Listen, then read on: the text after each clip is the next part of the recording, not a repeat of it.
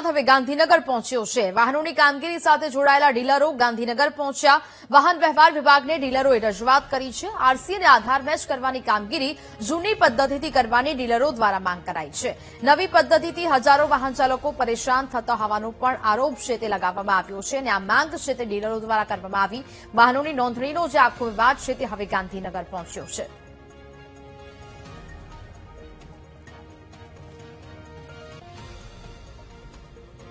करवाय के 45 દિવસથી આરટીઓ ની કામગીરી બંધ થઈ ગઈ છે।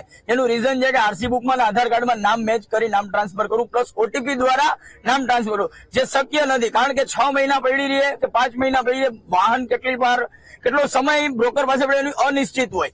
વેચનાર પાર્ટીનો ઓટીપી લેવો થોડોક મુશ્કેલ પડે છે।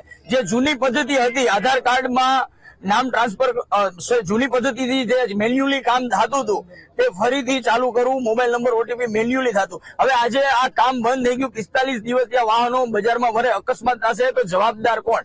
અને આ ગુજરાતના ઓટો વ્હીકલ ડીલર સાથે જોડાયેલા 5000 થી પણ વધારે ડીલરનું ગ્રુપ, ખાલી 5000 ને ન જોઈ એની સાથે બીજા સંકળાયેલા લેબર કામ વાળા, કલર કામ વાળા, ઓટો પાર્ટ્સ વાળા, એના નીચે માણસો કામ કરતા, એમ ગણી તો 50,000 થી પણ વધારેની રોજી રોટી અત્યારે ઉભી રહી ગઈ છે। પ્લસ તહેવાર પણ બાંધે છે। સચિવ સાહેબને અમે એટલી અરજી કરશું કે જે મેન્યુઅલી કામ ચાલુ થતું તે ફરીથી સક્રિય કરે।